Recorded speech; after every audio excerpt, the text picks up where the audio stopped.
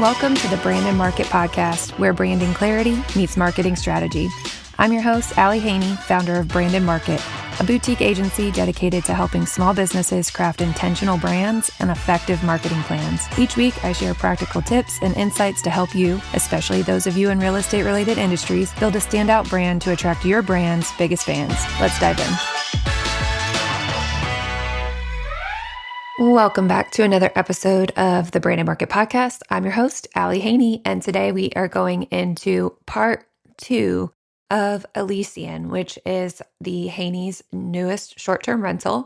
It is in Fancy Gap, Virginia. It is a dome house, and it is going to have the most incredible brand of any of the Haney properties to date.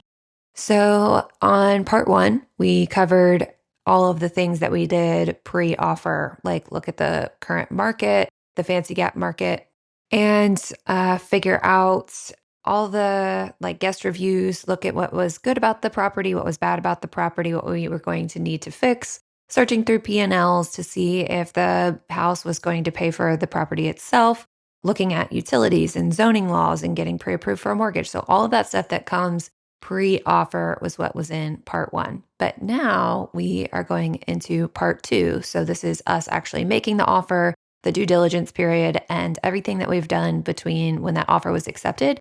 And we are currently 1 week away from closing. So we haven't actually gotten to closing yet, but we're kind of in that lull, that waiting period pre-closing. So that is what we are going to dive into today to kind of give you guys a glimpse into our short-term rental investment journey.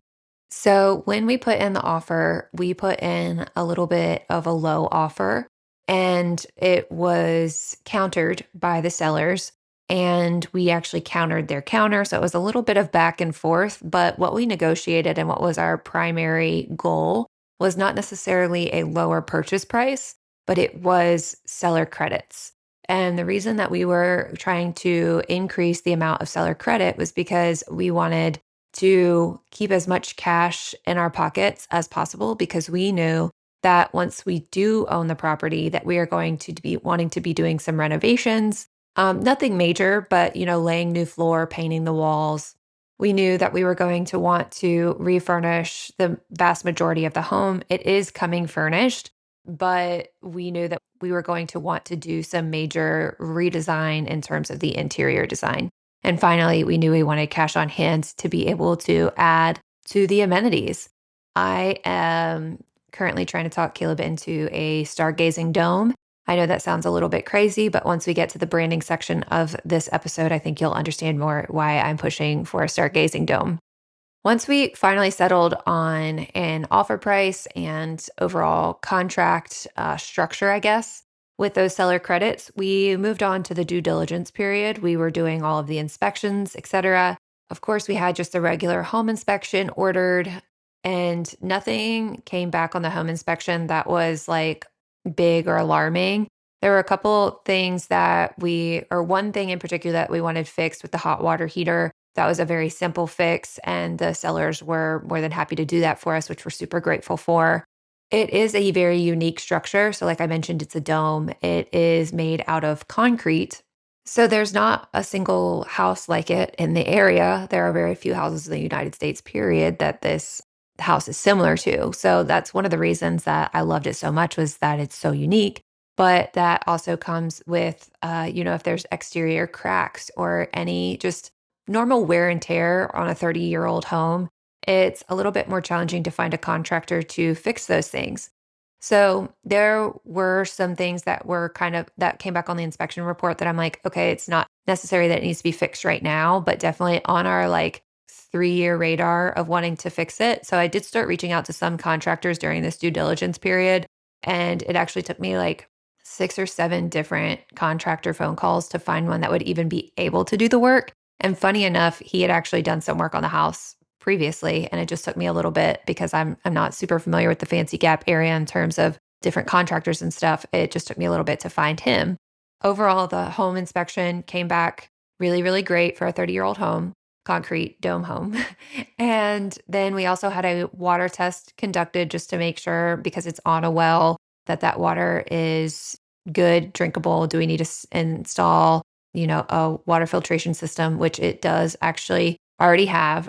In that first episode, part one, I mentioned that I don't know exactly what it's called, that thing that makes the very loud noise that woke us up in the middle of the night, but they had already installed the water filtration system. So that was great. But I just kind of wanted to know like what we were working with. So we got that done. And then finally, we also had a well inspection and a septic inspection done.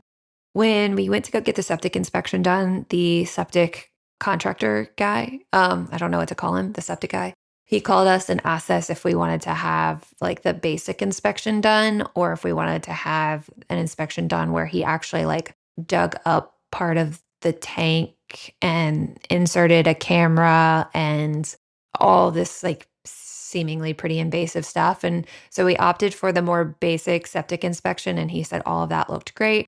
Pretty much everything went as smoothly as possible during that due diligence period. I'm really grateful for how that part of the process seemed very easy. Then we had to go into the appraisal portion of it. So in order to get the loan for the house, it had to appraise at a certain amount. In order to do the appraisal, you have to have similar comps within the area. Well, like I said, this dome house, it doesn't really have similar comps very much like in the United States at all, much less in the Fancy Gap area. So apparently it was a little bit more difficult to get the appraisal done on that house, but it was done and it did appraise. We just found out that a couple days ago. So we're really grateful for that. And so that was the last kind of piece of the puzzle for the financing. Like I said, we're just in this kind of waiting period, pre-closing. But so we had, offer accepted, then inspections completed, then appraisal was done. And that leads me into some other, what I would consider more fun things that we did during this under contract phase of the process. I mentioned before that we have never done a type of investment like this on purpose. We've always kind of stumbled into our short term rentals, but we're approaching this one quite differently. And that has a lot to do with now that we have experience in the short term rental space, even if it was by accident, it's given us some very good insight into how to adequately run a short term rental and how to design a short term rental for a specific type of guest. That prior experience paired with me attending the Level Up Your Listing Summit in March has really opened my eyes to being prepared for this type of investment from even the under contract phase, which we are in now. There was a big focus on overall interior design for short term rentals at this last Level Up Your Listing Summit. And they had an entire like design panel with a bunch of different short term rental designers that specialized in short term rentals. So I was able to have some really good options to pull from when we were deciding to go with a short term rental designer. I actually had consultation calls with 3 different designers. And if you want to message me off of this platform, like find me on Instagram at brandandmarket.co. I'm happy to discuss sort of like what they quoted, each of those vendors quoted us, because it did vary quite drastically in terms of the design fee and also what they quoted us to anticipate to budget for furnishing the house. So I think it's interesting how diverse that proposal/quoting process was. The 3 consultation calls that we had, one was with Summerled, which is a very widely known short-term rental designer. Initially, they were my top pick because I had like been able to speak to them and got to know them a little bit at Level Up Your Listing Summit and then continued to follow them. I've been on a couple of their webinars that they host over the past 6 months since that summit. And then the second one that we had a consult call was Funkit Interiors, Funkit. And they have to me, a very specific design style. And after I dug into their portfolio a little bit more, which they actually sent along prior to the initial consult call, it was just a little bit too loud for me. We wanted something a little bit more subtle in terms of design. Still, not opposed to having like that statement or that Instagrammable moment or mural, but overall, their style was just a lot louder, I think, than what I want for this specific property that's supposed to be a calming retreat, peaceful escape from the city. And then finally, we had a consult call with Brianna Michelle Interiors. And Brianna Michelle was on the design panel along with Summer led at Level Up Your Listing. So I had heard her speak before, and I also had multiple acquaintances and friends in the short term rental space that had used her in the past. And so because they gave her great reviews and because our budget lined up with her design fee the most, that is who we ultimately ended up hiring. And I haven't been through her design process yet. I went through the onboarding process already during this under contract phase, paid my deposit and everything. And so far, what we've done is I submitted a Matterport to her with all of the dimensions of the dome house. I have created the brand, which I'll touch on in a second, but that includes the color palette that I kind of want to go with. I had started kind of just gathering some Pinterest inspiration for Elysian, which is the name of the brand as a whole. And then later on, I started to organize it a little bit more. And I'll tell you why in a second. What else did I have to design? Have to turn into her. I think it was some market research stuff. So like telling her a little bit more about the Fancy Gap area so that they can do some of their own research. Because what they do is essentially they accrue all of this data about the type of traveler that's coming to Fancy Gap. Because it's an existing listing, they are able to pull some data off of like who has rented this in the past. How can we make this guest avatar basically make this property irresistible to them? So they're taking a lot of information and data surrounding type of guest, surrounding amenities from other properties that already exist in the Fancy Gap area, and putting all that together to tell me what is going to make us the most competitive and get us into that like 90th percentile, those top 10% of properties in the area. And essentially, what that consult call told me was we can take this and almost this property and based off the P&Ls, we can almost double the revenue, which would be absolutely incredible. And that's our goal that we're striving for. So like I mentioned, due to budget, we ended up going with Brianna Michelle Interiors, and we have our kickoff call with her next Wednesday. So probably will have already had it by the time this episode airs. But I'm really excited to show her the brand that I created and the vision behind this overall property. So I will continue to let you know how that process goes as we get further into it. Oh, and one thing I wanted to mention, all of the quotes that we received were all for virtual design, and some of them did have project management packages. However, my husband and I, we really are like the DIYers at heart. So we opted for the virtual design only, and we are going to be doing all of the furniture install. And if I can talk Caleb into doing the floor laying, we will be doing that as well. The only thing that we're a little bit hesitant about is that we've never laid flooring in a circular house. So don't really know how to make those cuts, but we'll figure it out. Hey host, you've got a lot of responsibilities on your plate. Guest communication, cleaning coordination, marketing, and everything in between. If you've been listening to this podcast for a while and love all the great actionable tips, but just have zero time to execute on them, then it might be time to get some help. You're in luck. I've been a superhost for over 6 years with over 200 5-star reviews, and I'm here to help you elevate your short-term rental business. I've co-hosted properties across 3 states, managing everything remotely and ensuring my clients' guests have a seamless 5-star experience every single time. Here at Branded Market, we focus on creating a unique guest experience through cohesive branding for your property. It gives boutique hotel rather than side hustle short-term rental. So whether you need help with guest communication, maintaining your listing, or just keeping things running smoothly day to day, my co-hosting services take the stress off your shoulders so you can focus on growing your business and portfolio or getting that side hustle back over to the side. Let me make your listing into your legacy, one great guest experience at a time. Ready to take your short-term rental to the next level? Head to www.brandonmarket.co/co-hosting to learn more about how my co-hosting services can help you. Next thing that I wanted to touch on that I did during this under contract phase was creating the brand of the property. This property is on 5 acres, Fancy Gap, Virginia, very rural. And when I realized or did some research and found out that there's no zoning in Carroll County, which is where the short-term rental is, I started envisioning this like micro resort with additional units almost with these common area amenities. So right now, the dome house is the only living or residential structure that's on there, but I could absolutely see us creating more units, different units, not all dome houses, but varying unique units on this 5 acres as long as, the land is able to support that. So when I was trying to create a brand for this property, I knew I wanted something that was going to be able to have some sub brands under it if slash when that time comes for us. So I had this like when we went and visited in the first or part one of this episode, I mentioned that we stayed overnight at what is now called the Toasted Marshmallow. That's the name of the property right now.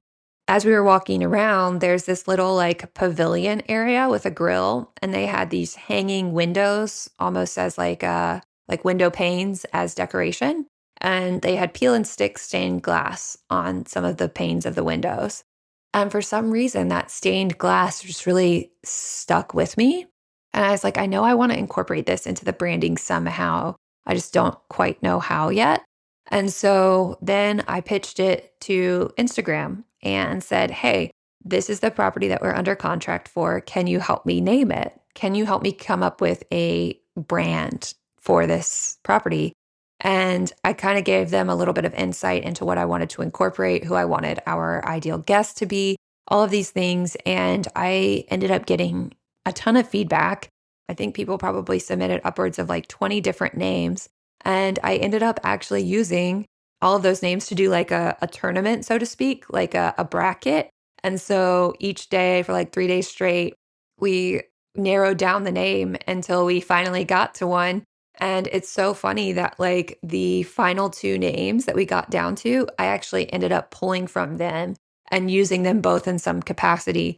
So the name of the brand is Elysian, Elysian. And Elysian is actually an adjective that I'm using as a noun because I didn't love the name Elysium. It reminds me of that like doomsday movie, and I did not want that to be the vibe. So Elysian is supposed to be heavenly. It's supposed to be peaceful. There's a bit of Greek mythology tied into it as well. Caleb is more the Greek mythology guy more than I am. I just love the way that it was embodying this like feeling of a peaceful retreat, especially when I mentioned in the first episode, this is a very rural property. It's within 2 to 3 hours of multiple major cities. And I want people to come away from the city and come to the country, to the mountains of Virginia, the Blue Ridge Mountains, and just be calm and just be. And so I loved the property name, Elysian, and then having different sort of like nature aspects for each of the different units. Now, this dome, it is a concrete dome that is white, and it looks very much like the moon or half of the moon. So someone had suggested the name Villa Luna.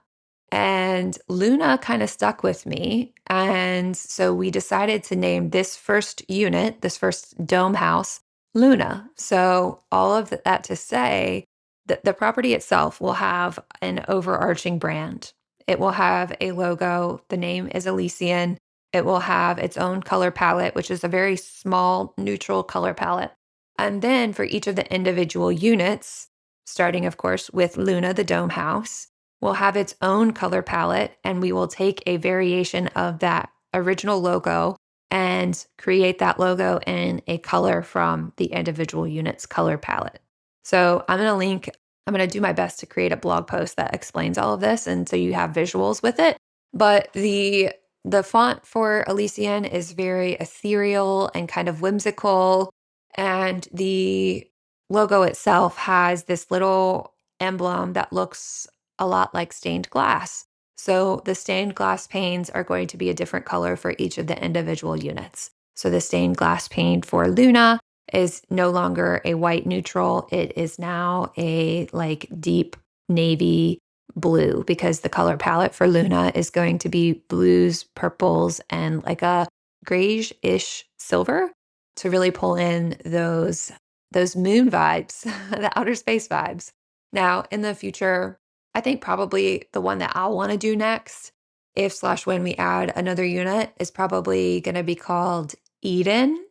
I just love that it still pulls back, like along with the stained glass and Elysian, like the nod to the heavens.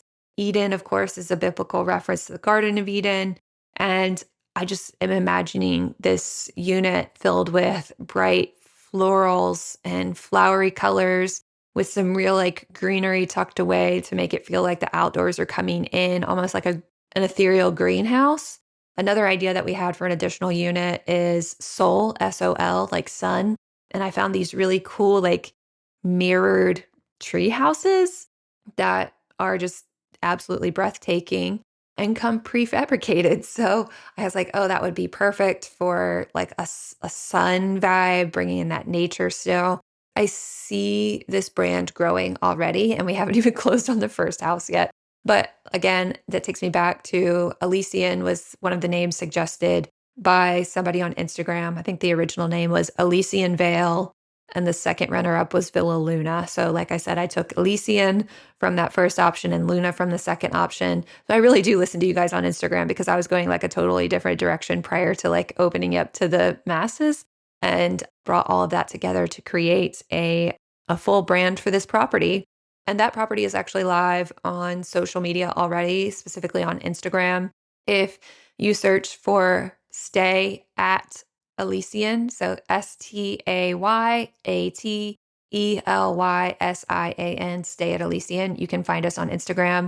It is still a very baby account. I think we have all of 15 followers right now, but we are small and mighty. So give us a follow over there if you want to follow along more with that process of bringing Elysian to life.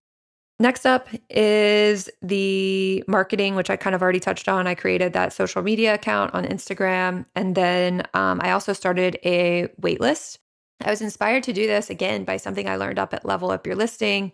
I'm telling you, that event was really pivotal and like it was a catalyst for me. So, Seth and Tori Bolt of Bolt Farm Treehouse, they have a micro resort in Tennessee. It's like a wellness resort that's like basically hanging off a cliff. It's a bunch of tree houses, some dome houses, not concrete domes, I don't think, but lots of unique unit situations there.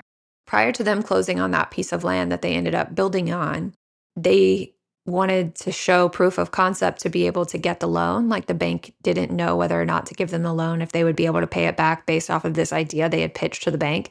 And so Seth, the husband of Seth and Tori, he started a wait list and started taking pre-reservations and ended up making over $1 million in 5 weeks prior to closing on this piece of land with nothing on it. Like they had just a rendering. That's it. Of like $500 rendering off Etsy, maybe Fiverr, I'm not sure. I'm not planning on taking any money for reservations, but I did want to create a list of essentially like warm leads that I could be able to reach out to as soon as the property itself was launched. So I have actually started that and did that through my own Flowdesk account. It's as simple as setting up like a form and creating one like welcome confirmation email. And so far, again, it's not a lot, but it's some. We have 5 people on our wait list. And I'm very excited about that considering I just launched it yesterday. But I knew that that was something that I wanted to do to be able to kind of stir up the excitement prior to actually being able to open the property. So, really excited about that. The marketing is small so far, but we're starting and we haven't even closed. So, I'm proud of us. Pat on the back for that one. And then the last thing that I did prior to closing is start to set up the business side of the business, the back end formal legal side. So I started the LLC for the business. I got our EIN for the business and then opened up a bank account and we'll be filing for a credit card. This is again something that was like totally different than what we did in the past. Again, just didn't really think of it as a business when we started the North Carolina house as an Airbnb. Somewhat more, I did think of Kentucky as a business because we were going to set it up to be a wedding venue. So I did start like the bank account and the LLC when we started Kentucky. But this time I'm taking a step further and applying for a credit card under this LLC's name before, we even actually have income because we're going to obviously have lots of purchases for the furniture, for the materials, paint, flooring, etc. And I want to be able to capitalize on the like entry offers because a lot of the like American Express cards, you spend X amount of dollars within the first 3 months and you are able to not only get the extra additional points for your own card, but the person that refers you also gets a referral fee. And so we have been kind of working the system on that one and trying to make our money go as far as possible and also be able to contribute to the lifestyle that we want to have. Because with those American Express cards that we love, they can help you with travel points and flights, and flying with a family of 5. It's expensive. So we want to be able to put our money to work for us and get some free flights and some free stays at other places when we go to visit other short-term rentals that don't belong to us. That is what I have been doing in this under contract phase.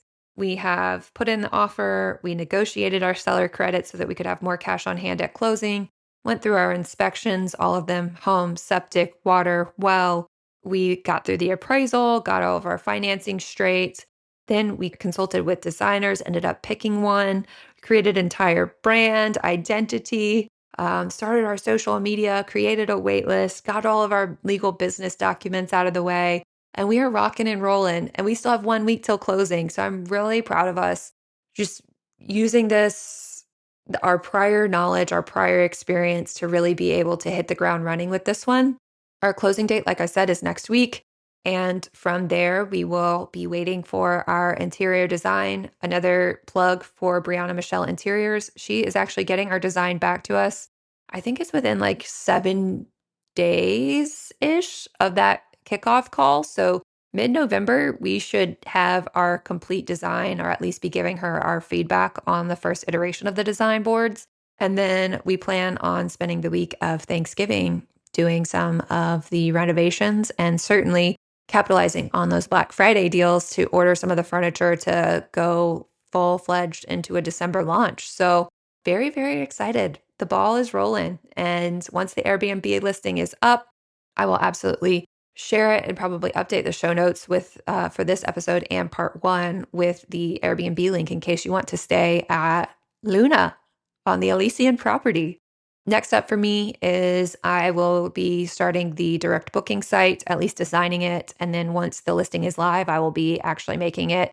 The Airbnb listing is live. I will also make it live on our direct booking site so that you can book direct through us and avoid all of those OTA, Airbnb, VRBO fees. So I'm very excited. And then you guys got to tune in for part 3. I'm not ready to record that part yet because we're not past closing and doing the design process, but part 3 will be going over all of that once we get into that design process a little bit more. So thanks for hanging out. Thanks for listening. And I can't wait to share more of this story and adventure with you guys. Take care. Until next time, cheers to being the best in your brand and the Fancy Gap market.